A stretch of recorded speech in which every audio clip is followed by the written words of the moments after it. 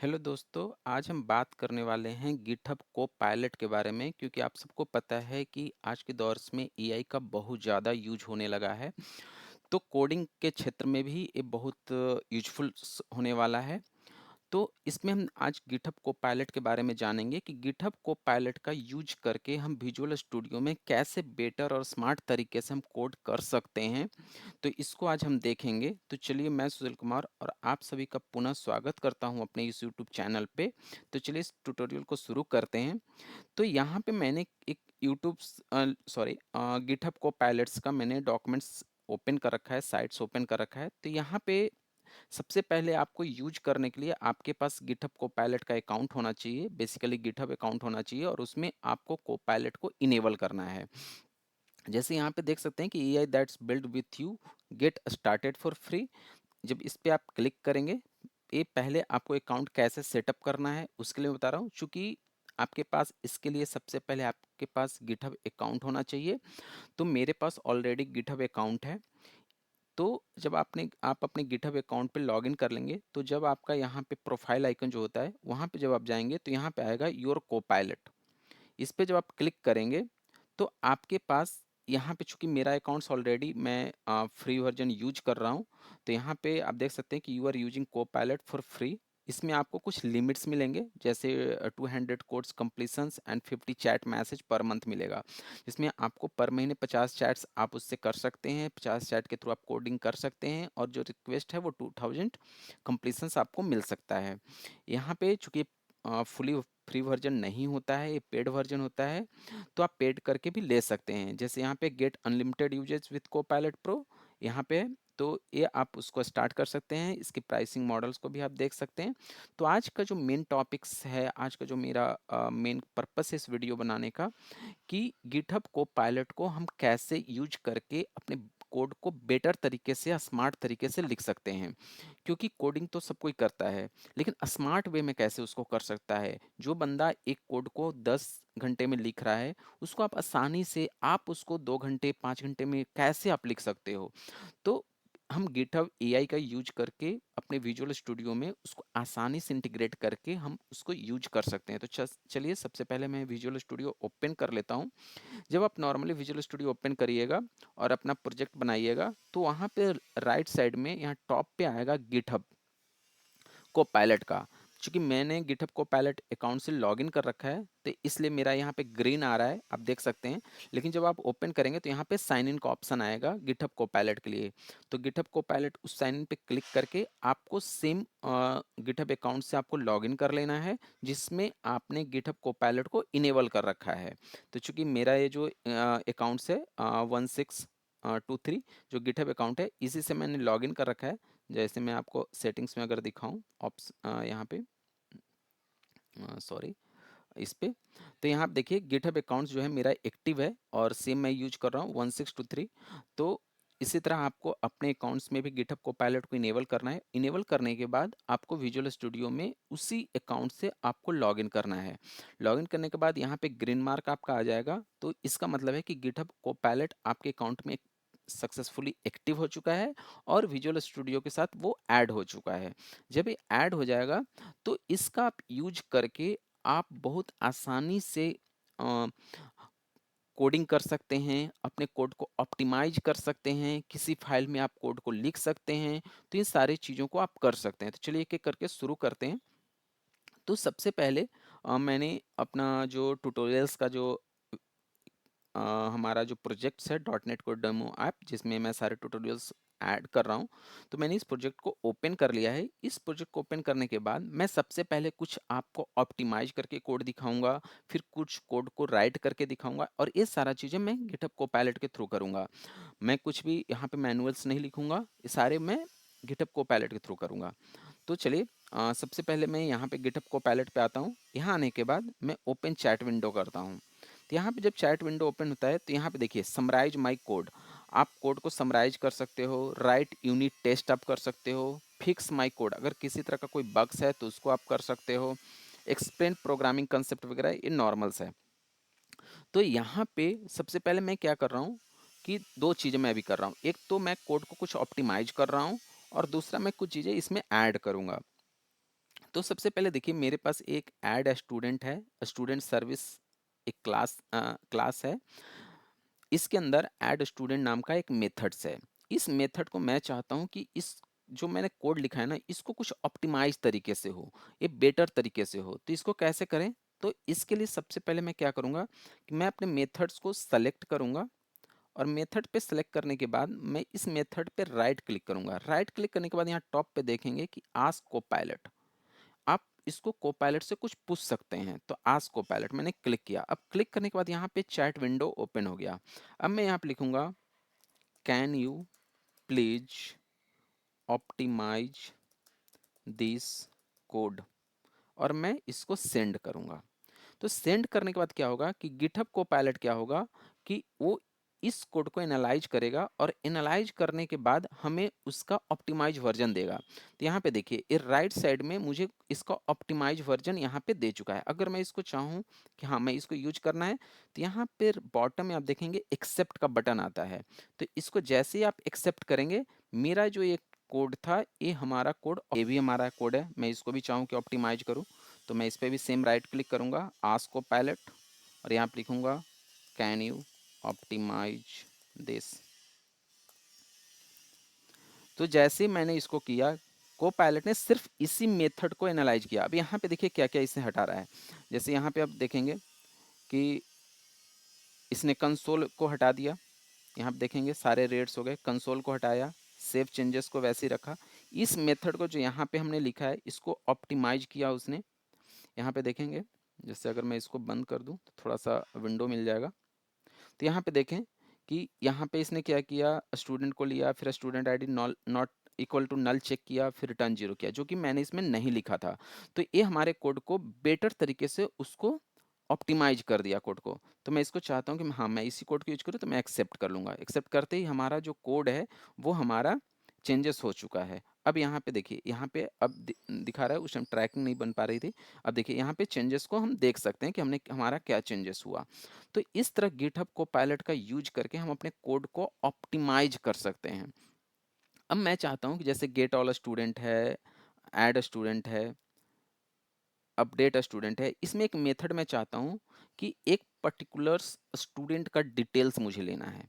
तो क्या करूँगा मैं, मुझे अभी इस पे ऐड करना पड़ेगा, मैनुअल लिखना पड़ेगा। मैं मैनुअल नहीं लिखूंगा, मैं सीधा चलूंगा गिटहब को पायलट पे।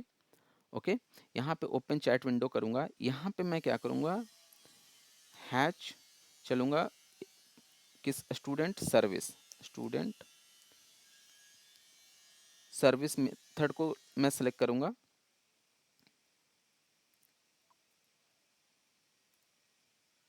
इस स्टूडेंट सर्विस बेल के अंदर नहीं है, रिपोजिटरी है, आज स्टूडेंट सर्विस, इस स्टूडेंट सर्विस को मैं एक्टिव डोमेन, इस फाइल को मैं सेलेक्ट कर लूंगा।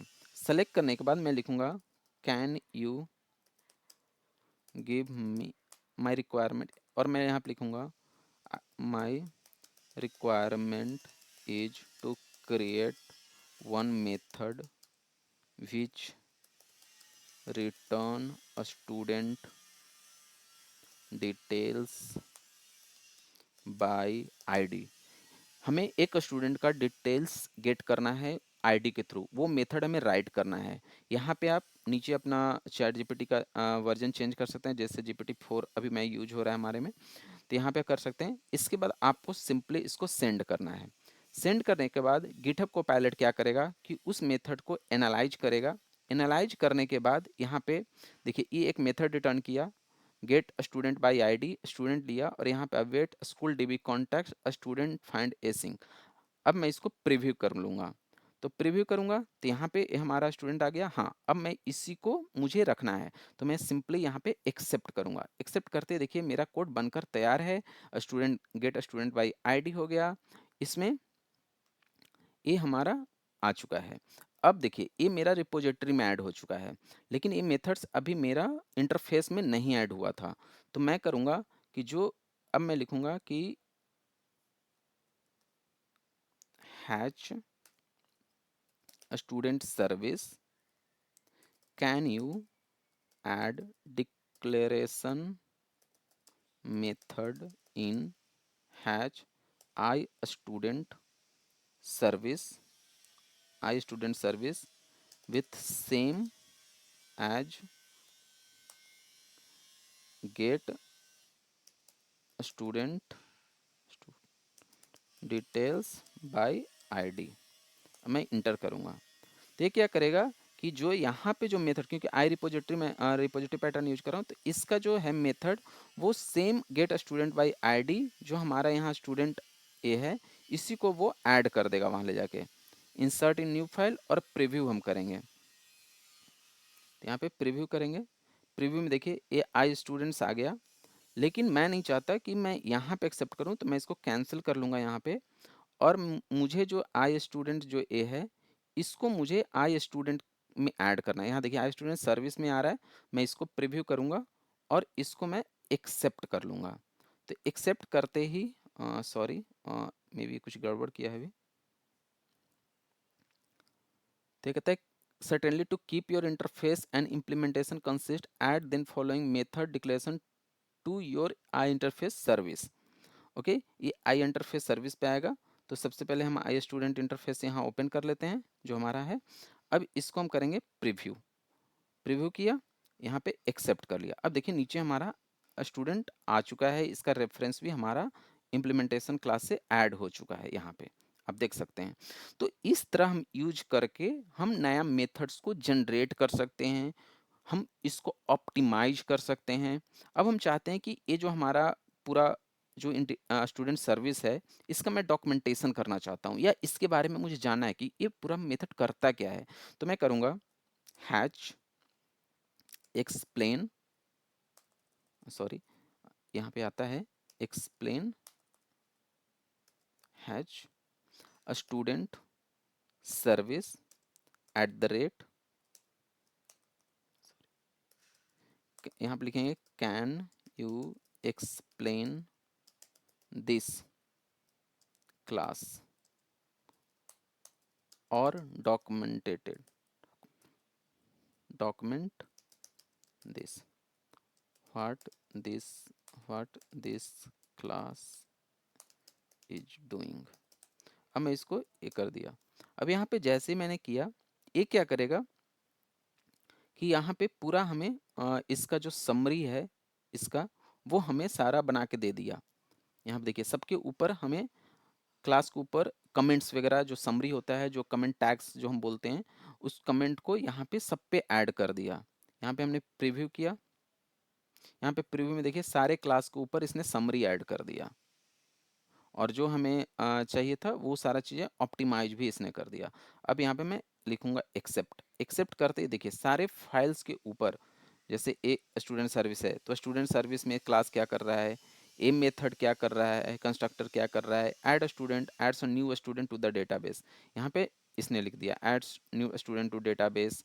तो ये सारी चीज़ें आप कितनी स्मार्ट तरीके से, मैंने कुछ यहाँ पे टैग समरी नहीं लिखा, कितने स्मार्ट तरीके से ऑटोमेटिक गिटहब कोपायलट के थ्रू हम इस सारी चीज़ों को कर लिए। तो इस तरह आप भी गिटहब कोपायलट का यूज करके आप ये सारी चीज़ें आप कर सकते हो, स्मार्ट तरीके से आप कोडिंग कर सकते हो, है मेथड्स को जनरेट करा सकते हो, कुछ इश्यूज है तो उसको आप फिक्स करा सकते हो। जैसे मैं यहाँ पे लिखा, अब ऐड स्टूडेंट है, इसमें ट्राई कैच ब्लॉक नहीं लगा हुआ है, तो मैं यहाँ पे गया आस्क गिटहब कोपायलट और यहाँ पूछा can you add, can you handle exception in this method. अभी इसको मैंने कर दिया, यहाँ पे मैंने बोला कि can you handle exception in this method. अब वो क्या किया कि यहाँ पे हमें करके दे दिया, मैं इसको एक्सेप्ट कर लिया। अब यहाँ पे देखिए इसने एक्सेप्शन हैंडल करके दे दिया, मुझे ट्राई कैच लगा दिया, डीबी अपडेट एक्सेप्शन है तो क्या थ्रो करेगा, क्या एक्सेप्शन है तो क्या थ्रो करेगा। तो ये सारी चीज़ें ये हमें करके दे दिया। तो इस तरह गिटहब कोपायलट का यूज करके आप बहुत आसानी से और स्मार्ट तरीके से कोडिंग कर सकते हो, आप उसको फास्ट वे में कर सकते हो।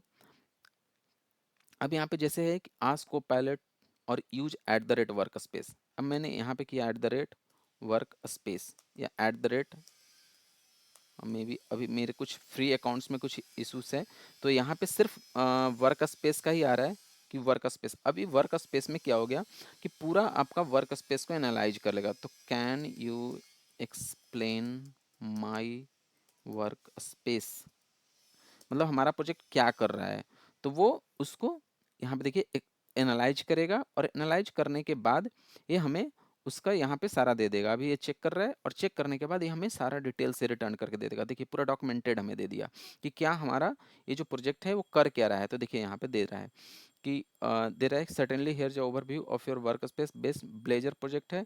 सो your workspace contain Blazor projects which is modern web UI framework for building interactive web apps which C sharp.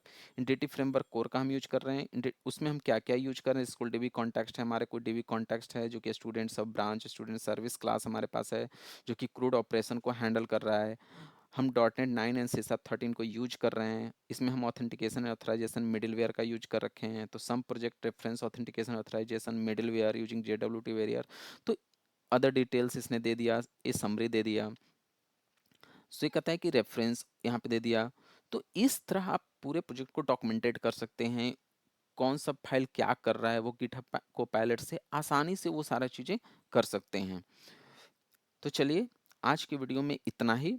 आगे की वीडियो में हम और डिटेल्स में गिटहब को पायलट्स और एआई फीचर्स के बारे में देखेंगे। तो चलिए अगर आपने चैनल को सब्सक्राइब नहीं किया है तो प्लीज़ चैनल को सब्सक्राइब कर लें, बेल आइकन दबाना ना भूलें। तो चलिए आगे की वीडियो में मिलते हैं, अपना ख्याल रखिएगा, धन्यवाद।